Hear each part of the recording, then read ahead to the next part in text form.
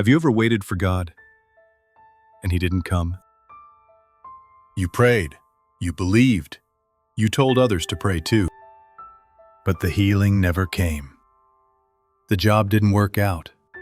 The one you loved slipped away, and deep inside you whispered what your mouth was too afraid to say, "Lord, where were you?" Mary and Martha knew exactly how that felt. Their brother Lazarus was dying. But they had hope.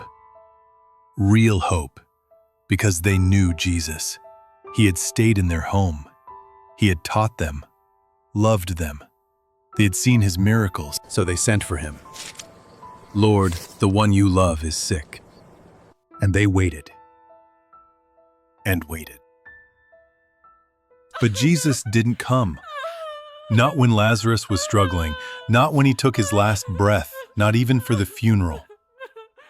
Just silence. In the next few minutes, we'll step into their story, and maybe into yours.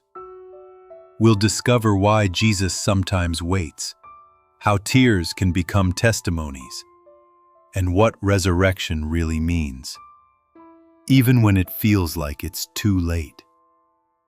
But first, let me show you what happened when Jesus finally came. Bethany was quiet the day Lazarus fell ill. At first, it was just a mild fever. Mary brought him cool water and prayed softly. Martha, ever the caregiver, moved about the house, mixing herbs, preparing broths, doing everything she could to help. But by nightfall, Lazarus couldn't sit up. His breaths grew shallow.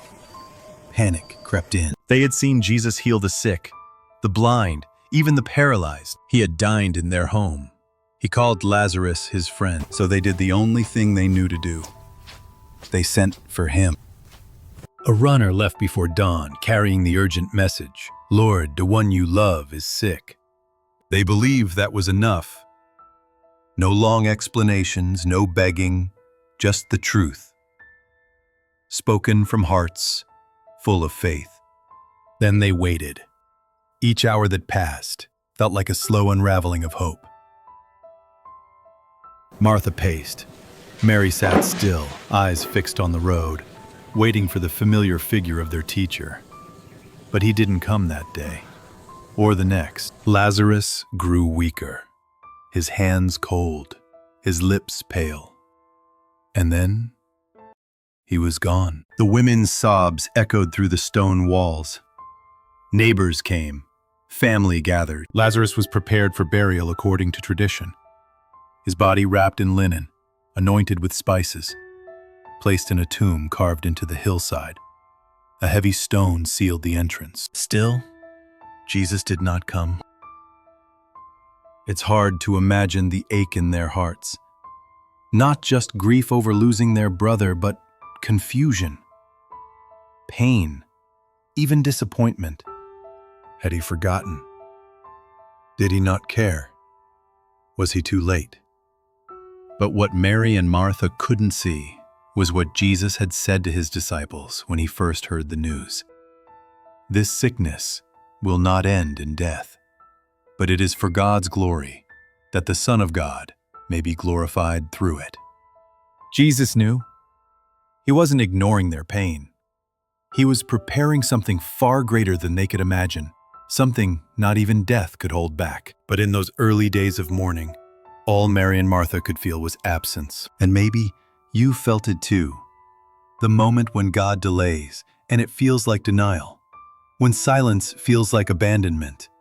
When the tomb is closed and all you're left with are what ifs. But what if the delay was never meant to destroy your faith, but to deepen it? That's where the story turns. Because 4 days after Lazarus died, Jesus arrived. By the time Jesus arrived in Bethany, Lazarus had been dead for 4 days. The air was still heavy with mourning. Wailing filled the streets. Mourners surrounded the home of Mary and Martha. Food was untouched. Eyes were red. The weight of sorrow hung on every shoulder. Martha was the first to hear that Jesus was near. She didn't wait. She rose and went out to meet him on the road. And when she saw him, her words pierced the silence. Lord, if you had been here, my brother would not have died. There's no bitterness in her voice, just raw honesty, grief mingled with hope. But then, something remarkable. She adds, "Even now I know that whatever you ask from God, He will give you, even now, even in death, even in disappointment, even in the ache of unanswered prayer." She still believes. Jesus looks into her eyes and says, "Your brother will rise again." Martha answers with the faith of a good student. "I know he will rise again in the resurrection at the last day." But Jesus isn't speaking of some distant hope. He says something far deeper, something eternal. "I am the resurrection and the life. Whoever believes in me, though he die, yet shall he live. And everyone who lives and believes in me shall never die." Do you believe this? This isn't a theological debate. It's a heart question. Do you believe? When everything says it's over, when the grave is sealed, when your prayers seem unanswered, do you believe? Martha says yes, boldly, clearly.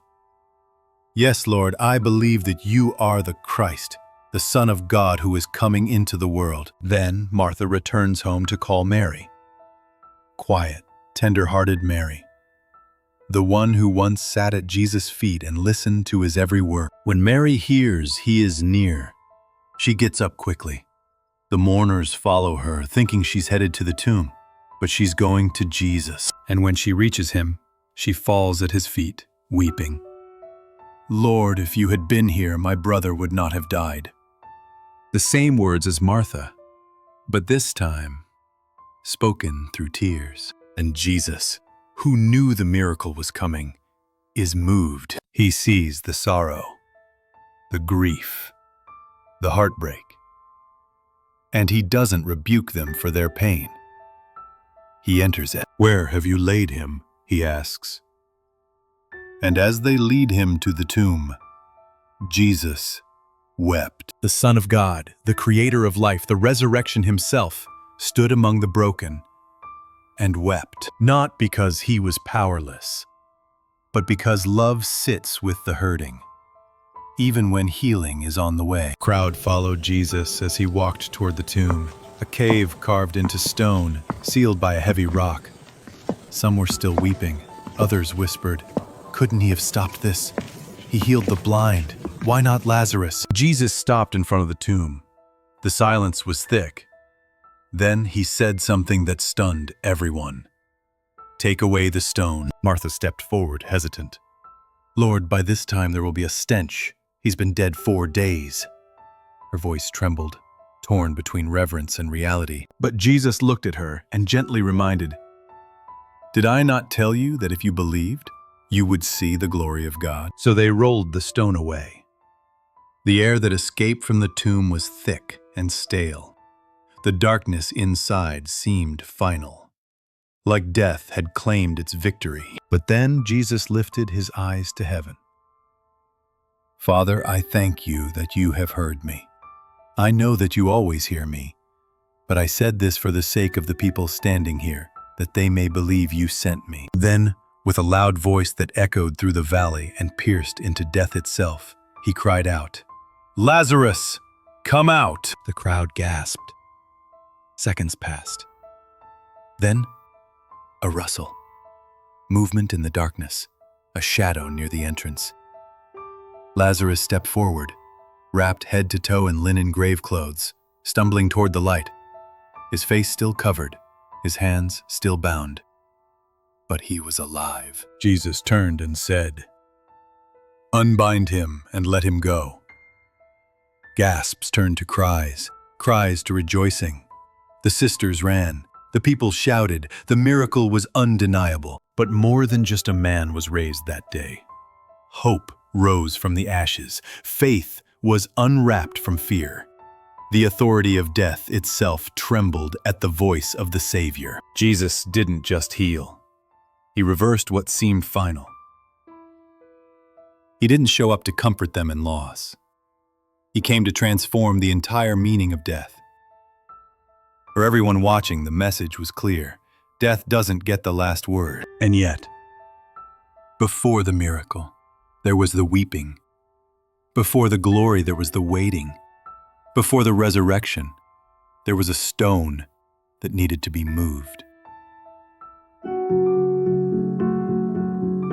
Sometimes, God asks us to roll the stone away, even when it hurts. To open what we've sealed shut, to believe before we see. Because it's in those places of darkness, where nothing seems possible, that His light shines the brightest. Maybe you're standing at your own tomb today. Not a tomb made of stone, but one built from disappointment, grief, or silence. A dream that's been buried. A hope that feels lost. A prayer that seems unanswered. You've whispered Martha's words, "Lord, if you had been here." You've cried Mary's tears. You've watched the stones seal shut what once gave you joy. And maybe like them, you've wondered why He waited. But here's what the story of Lazarus shows us. Even when it looks like the end, Jesus isn't finished. His delay is not His denial. And what feels like silence is often the setting for something glorious. Jesus didn't just speak into Lazarus' tomb. He's speaking into yours. And He's calling something out of you. Come forth. Come out of the grief. Come out of the fear. Come out of the lie that says it's too late. Because nothing is ever too far gone when Jesus is near. So the question isn't just whether Lazarus came back to life. The deeper question is, what is Jesus trying to resurrect in you?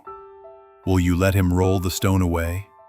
Will you trust His voice, even in the silence? Will you believe even now? If this story touched your heart, I invite you to join me in the next video.